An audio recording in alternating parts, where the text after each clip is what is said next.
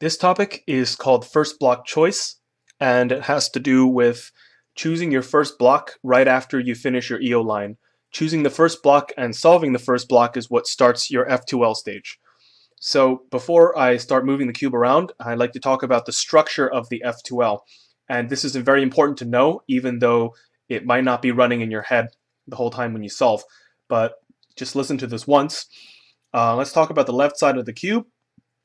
The F2L is comprised of 5 different pieces. You've got 1, 2, 3, 4, 5. The center doesn't really count because it's already there. So basically you're going to be solving these 5 pieces on the left here for your left side of the F2L. And you can either start forming this by solving a block like this. I'm going to be calling this a block. Or you can solve a pair like this. So if you really think about the structure of the F2L, you have 4 different things you can do, right? You can build a block, or this block, or the back pair, or the front pair if blue is your front. So you have 4 different choices, and because the right side is the same as the left side, you have 8 different choices.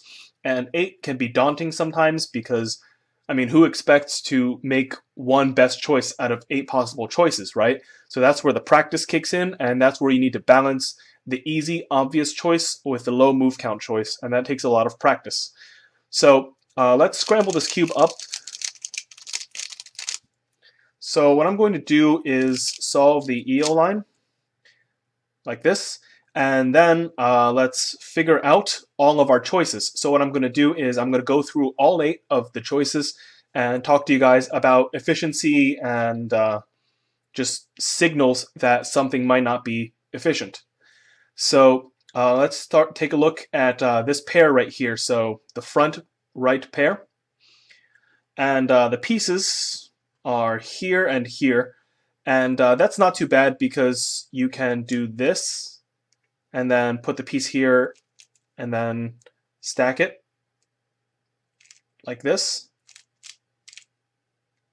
But you know, it's a lot of moves, and this piece is trapped on the other side, so that's not too great. And it's also not that great of an idea to solve this block, so this bottom block, because there's really nothing to go on because this piece is trapped. For this back block, again, there's really nothing to go on because it's this piece is over here and it's so unattractive to attach this piece. I suppose you can do this and attach it, but then this piece will be trapped and it's just not attractive at all. And lastly, this this pair here, I suppose you could do this, but again, this would be trapped. So the idea is none of the structures on the right are that attractive because this piece is just trapped here. And this piece, once you see it, it's kind of like a signal. The signal is, don't solve me because it's totally awkward. And as soon as you see this, you shouldn't consider anything on the right side, and your attention should automatically shift to the left side. Not 100% of the time, but relying on the signals is a very good way to cut down your choices, and so you don't have to, you know, be totally intimidated by 8 choices. Anyway, let's take a look at the front block here. The front block you can do by pushing this down and then pushing it up. So not horrible. The front pair is this pair. You can just solve it like this. And let's see, the back block is kind of awkward because these pieces are attached strangely. And the back pair is very easy because the pieces can attach like this. And that's actually what I'm going to do.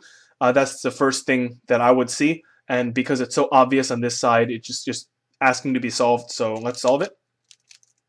And then I have this pair. And then I have the red, blue. Oops. And then I have this pair. Solo, PLL. Alright, so as you can see, choosing the first block can get kind of weird because you have so many choices. What you can do is you can use signals like this strange opposite cross piece solved to eliminate your choices and really narrow your practical choice list down. Or what you can do is if you can plan an edge piece or a cross piece during your EOline planning, if you solve that, you can reduce the number of choices. Sometimes I make 3/4 crosses so that I don't have to be bogged down with choosing 1 and 8, because it's very hard. It's hard for everyone. So if you solve this cross piece, you get 2 pairs and 4 blocks.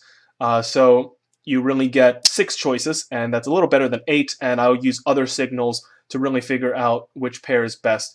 So just try to mix and match your signals and how much you can solve in the beginning, and never hesitate to practice, just investigating all your choices, and tell yourself why a choice is good, why a choice is bad, because those can lead to you finding new signals that something is good and something is bad. And these signals can be kind of personal depending on how much you know about the F2L and how you know how well you can attach pieces and how well you know the method. So find signals for yourself, figure out what you can do and what you can't, and always practice this step slowly and on time so you don't rush yourself.